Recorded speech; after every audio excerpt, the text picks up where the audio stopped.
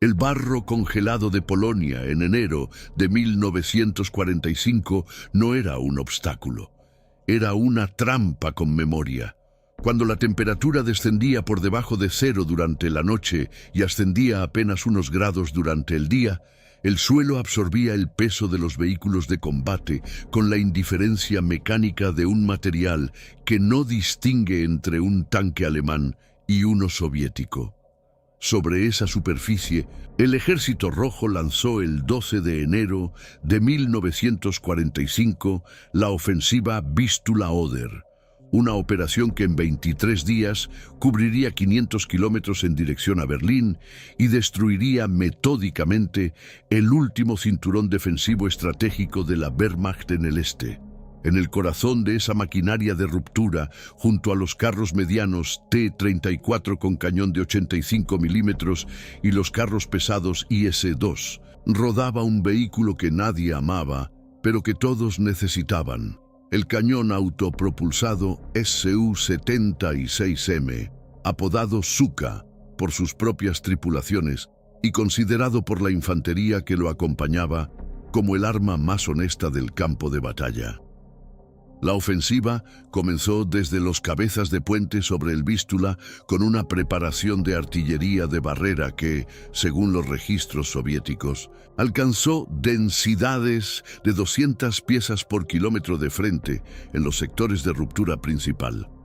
Cuando los primeros batallones de infantería avanzaron sobre las líneas alemanas, la nieve amortiguó el sonido de sus botas, pero no el estruendo de los obuses que seguían cayendo sobre las posiciones de la Wehrmacht. Detrás de los primeros escalones de asalto, los Su-76M avanzaban en columnas de marcha que rompían la formación en cuanto los carros de combate de cabeza encontraban resistencia organizada. No era un vehículo diseñado para el duelo de blindados, era un vehículo diseñado para el trabajo.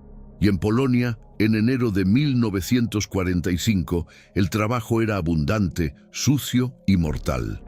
Comprender el papel del Su-76M en esa ofensiva exige retroceder 4 años, hasta los primeros meses de la guerra, cuando el Estado Mayor soviético comenzó a procesar la lección más brutal que el combate mecanizado le había enseñado hasta entonces: que la infantería de apoyo necesitaba fuego directo, flexible, capaz de destruir nidos de ametralladoras, piezas antitanque emboscadas y posiciones de infantería en el interior de estructuras, sin depender de la artillería de campaña remolcada ni de los tanques pesados, cuyos tiempos de respuesta y consumo logístico eran incompatibles con el ritmo del combate de aproximación. El T-34 era demasiado valioso para usarlo como arma de apoyo cercano en combate urbano. Los cañones remolcados eran demasiado lentos para seguir a la infantería en terreno abierto. Hacía falta algo intermedio. La solución conceptual fue relativamente sencilla: el cañón divisional CIS-3, diseñado por Vasily Gravin en la planta de artillería de Gorki, era en 1942 el cañón de campaña más producido de la Unión Soviética. De calibre 76,2 milímetros, ligero para su potencia, con una cadencia práctica de entre 15 y 20 disparos por minuto en manos de una dotación entrenada, el CIS-3 podía abatir prácticamente cualquier objetivo que la infantería encontrara en su avance, desde trincheras reforzadas hasta la mayoría de los vehículos blindados ligeros alemanes. El problema era colocarlo sobre un chasis que pudiera seguir a la infantería en todo tipo de terreno, sin consumir los escasos recursos de acero blindado que la industria de guerra soviética destinaba prioritariamente a los T-34. La respuesta llegó desde la dirección de diseño encabezada por Semyon Ginsburg. El chasis del tanque ligero T-70, cuya producción estaba ya estandarizada y cuyos componentes mecánicos eran bien conocidos por los batallones de mantenimiento del frente.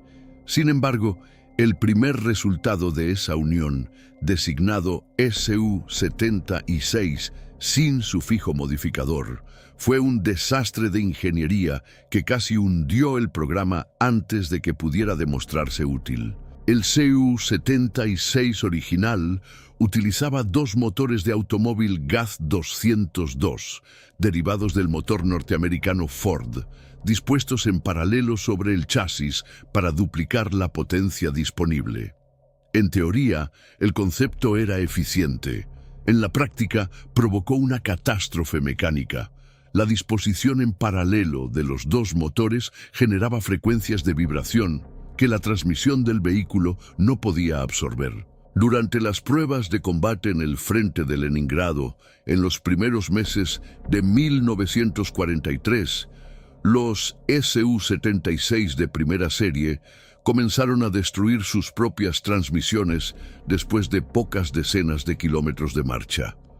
Las cajas de cambio se fracturaban, los árboles de transmisión cedían y los vehículos quedaban inmovilizados antes de llegar a la línea de contacto. El Ejército Rojo retiró precipitadamente los Su-76 de primera serie y paralizó temporalmente su producción en masa. La solución llegó desde dos ingenieros que trabajaban de manera complementaria sobre el problema.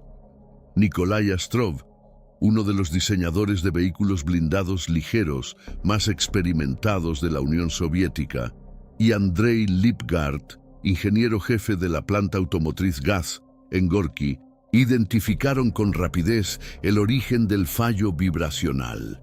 Si los dos motores GAZ-202 se disponían no en paralelo sino en tándem, es decir, uno detrás del otro sobre el eje longitudinal del vehículo, las frecuencias de vibración de cada bloque se compensaban mutuamente en lugar de amplificarse. El resultado no aumentaba el peso del vehículo de manera significativa, pero eliminaba el problema de raíz. La nueva configuración fue designada Su-76M, donde la M indicaba modificado, y su producción en serie comenzó en la segunda mitad de 1943. Desde ese momento hasta el final de la guerra, las plantas industriales soviéticas producirían más de 14.300 unidades, convirtiendo al Su-76M en el segundo vehículo blindado más producido de la Unión Soviética después del T-34. Esta capacidad de producción masiva tenía consecuencias operativas directas, mientras que un regimiento de tanques pesados equipado con IS-2 podía contar con 12 o 16 unidades en total. Un regimiento de artillería autopropulsada equipado con Su-76M disponía de entre 24 y 36 vehículos. Esa densidad permitía asignar 2 o 3 Su-76M a cada batallón de infantería en el sector de ruptura, lo que en términos tácticos significaba fuego de apoyo directo disponible en el nivel de compañía en lugar del nivel de regimiento.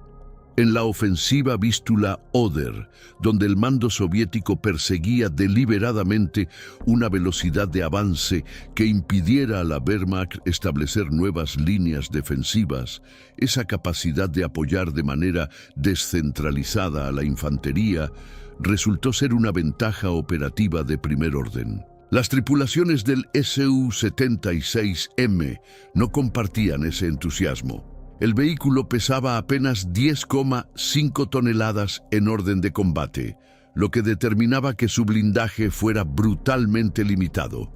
La placa frontal de la superestructura alcanzaba 35 milímetros de acero homogéneo, suficiente para detener la mayoría de las esquirlas de artillería y algunas armas de infantería de calibres menores, pero completamente permeable al fuego de los cañones anticarro alemanes de calibre 42 milímetros, presentes en prácticamente todos los escalones de la defensa de la Wehrmacht. Los flancos del vehículo, protegidos por apenas 25 milímetros, eran vulnerables incluso a las ametralladoras pesadas de calibre 13,2 milímetros en distancias cortas. y la superestructura, sin techo blindado, convertía al Su-76M en una trampa abierta ante el fuego de mortero, cuyas esquirlas caían sobre la dotación desde arriba sin encontrar ningún obstáculo. El apodo Suka que le daban sus tripulaciones no era afectuoso. Era el reconocimiento amargo de un vehículo que las exponía de manera sistemática a condiciones de combate para las cuales no habían sido diseñadas. En invierno, la cabina abierta convertía al Su-76M en lo que los propios soviéticos describían como una bañera helada sobre orugas. El viento barrido del este, cargado de polvo de nieve a 20 grados bajo cero, penetraba sin obstáculo en el compartimento de combate. Entumecía los dedos sobre los controles del cañón y hacía que los mecanismos de cierre de la culata del cañón requirieran una fuerza muscular desproporcionada para funcionar con normalidad. Los comandantes de carros soviéticos se asomaban habitualmente sobre el reborde de la superestructura para observar el campo de batalla desde una posición elevada, lo que los exponía al fuego de francotiradores en combate urbano. Las bajas entre los comandantes del Su-76M fueron sistemáticamente más altas que entre los comandantes de vehículos con torreta cerrada. Sin embargo, era precisamente esa superestructura abierta la que convertía al Su-76M en el vehículo predilecto de la infantería. En los combates de aproximación que caracterizaron el avance soviético a través de las ciudades y pueblos de Silesia y Pomerania en enero y febrero de 1945, la coordinación entre el cañón autopropulsado y la infantería que lo acompañaba era el factor que determinaba si una posición podía ser reducida en minutos o requería horas de combate costoso. Con un vehículo de torreta cerrada, el comandante dependía de las comunicaciones por radio y de su escotilla para interactuar con los sargentos de infantería que identificaban los objetivos. Con el Su-76M, el proceso era radicalmente diferente. El sargento de la sección de fusileros podía aproximarse físicamente al vehículo, asomarse al borde de la superestructura abierta, señalar con el brazo la ventana del edificio desde la que disparaba la ametralladora enemiga, y el apuntador del cañón podía girar el cañón del CS-3 y alinear el alza sobre el objetivo en cuestión de segundos. No había intermediación de radio, no había pérdida de información en la transmisión verbal de coordenadas, no había demora entre la identificación del objetivo y su destrucción. El fuego era inmediato, preciso y devastador. La dotación del Su-76M era de 4 hombres: el comandante, el conductor, el apuntador y el cargador. En condiciones de combate urbano, el comandante frecuentemente descendía del vehículo para acompañar a pie a los grupos de asalto de infantería, dejando al apuntador con la responsabilidad de observar el campo de batalla a través del alza telescópica y responder a las señales del comandante desde el exterior. Este procedimiento táctico informal, que el reglamento no codificaba de manera explícita, pero que los instructores de los regimientos de artillería autopropulsada enseñaban como práctica estándar desde 1943, maximizaba la capacidad del Su-76M para contribuir al combate de reducción de posiciones en profundidad. Cada nido de resistencia alemán que el cañón de 76 milímetros convertía en escombros con 2 o 3 disparos de munición explosiva era un obstáculo que la infantería no tenía que reducir con granadas de mano y bajas propias. En la maniobra de aproximación a campo abierto, las ventajas del Su-76M eran de naturaleza completamente diferente, pero igualmente decisivas. Con sus 10,5 toneladas de peso en combate, el vehículo ejercía una presión sobre el terreno incomparablemente menor que la de los carros de combate medios y pesados alemanes. El Tigre I, con su masa de casi 56 toneladas en versión de combate estándar, hundía sus orugas en el barro semideshielado hasta quedar inmovilizado en terrenos que el Cu-76M cruzaba sin dificultad.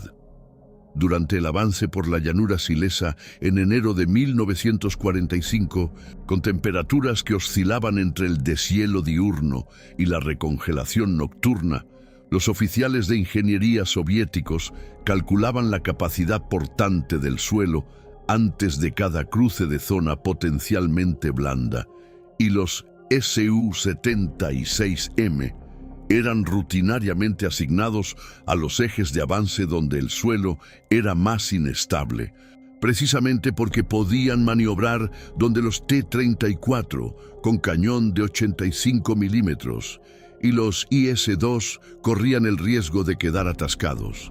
Esta movilidad táctica se traducía en capacidad de flanqueo.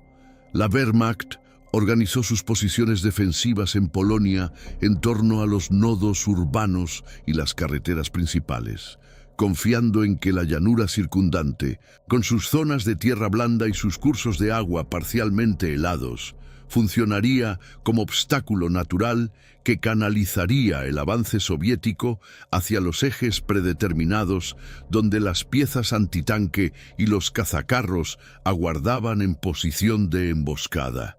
Los Su-76M frustraron ese cálculo de manera sistemática, avanzando en grupos de 3 o 4 vehículos por itinerarios que los reconocedores de infantería habían verificado a pie.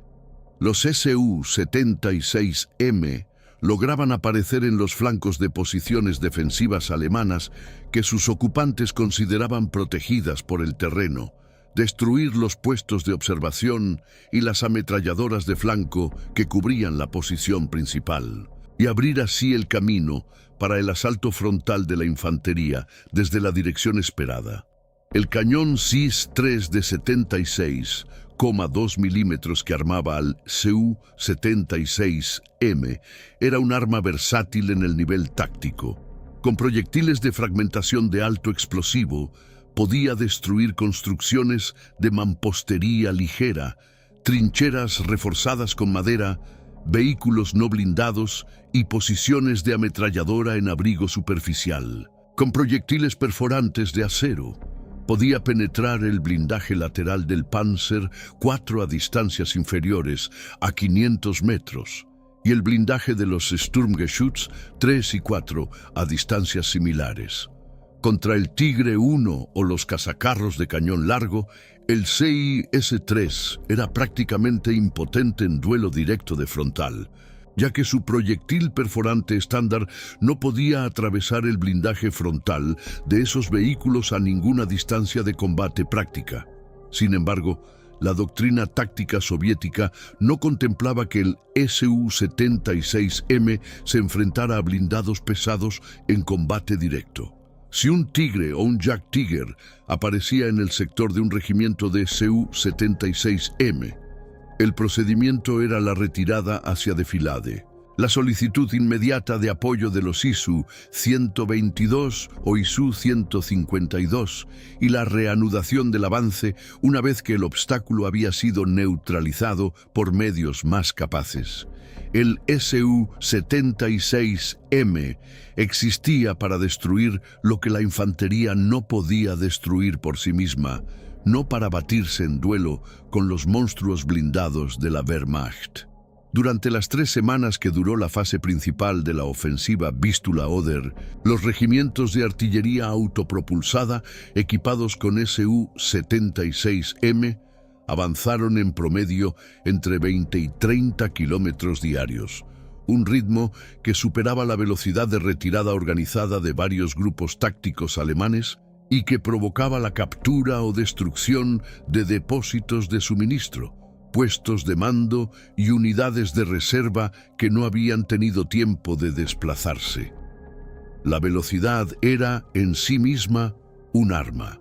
Cada kilómetro ganado antes de que la Wehrmacht pudiera establecer una nueva línea de resistencia era un kilómetro donde la línea de suministro alemana se comprimía, donde los regimientos que intentaban retrasar el avance quedaban sin munición para las piezas antitanque, y donde los comandantes de batallón de infantería soviética encontraban ante ellos no una posición preparada, sino el caos de una retirada en desintegración. Las pérdidas de Su-76M durante la ofensiva fueron elevadas en términos absolutos, pero manejables en términos relativos.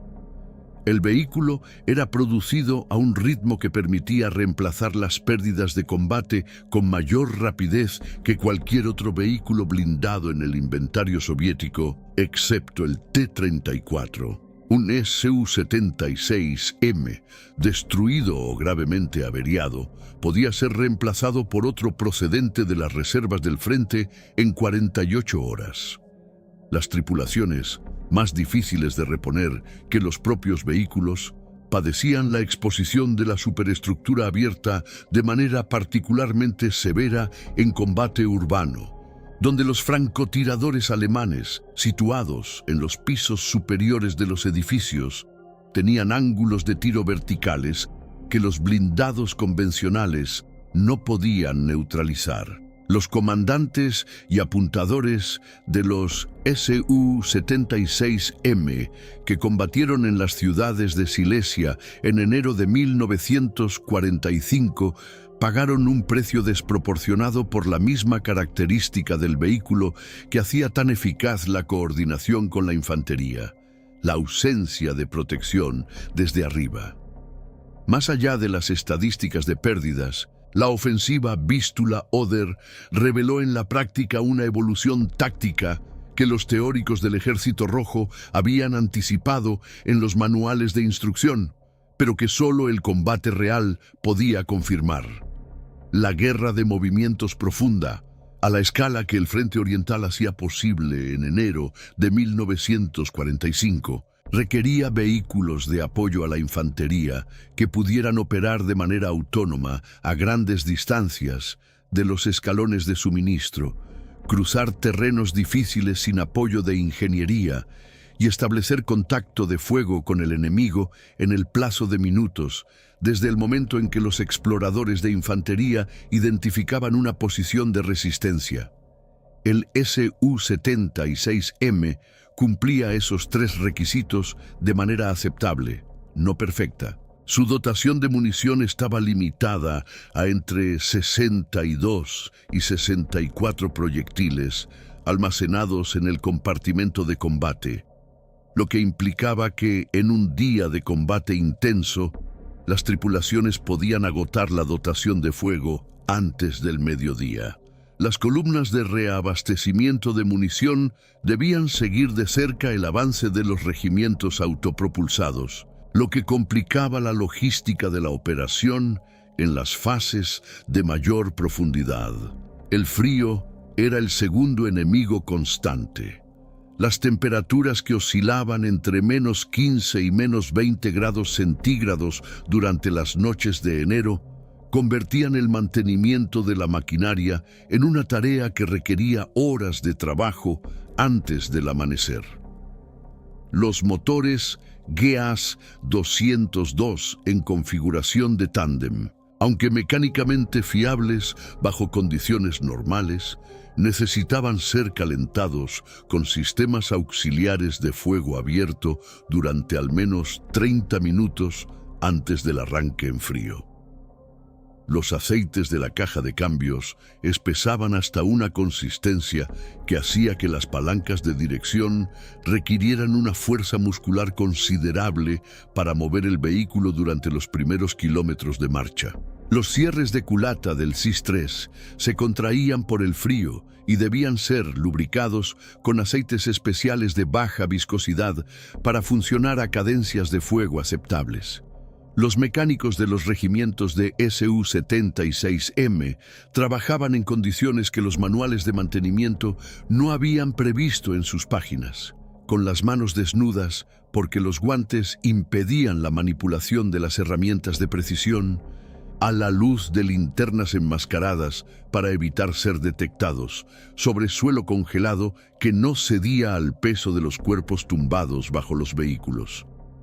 A pesar de esas condiciones, la disponibilidad operativa de los regimientos de Su-76M durante la ofensiva Vístula-Oder se mantuvo en niveles que el mando del frente consideraba satisfactorios. Los registros de los regimientos del primer frente bielorruso y del primer frente ucraniano muestran que entre el 70 y el 80% de los Su-76M asignados estaban en condiciones de combate en cualquier momento dado de la operación, una tasa de disponibilidad que superaba la de los T-34 en los mismos periodos, probablemente debido a la mayor simplicidad mecánica del motor en tándem frente a los motores diésel V2 de los carros de combate medios.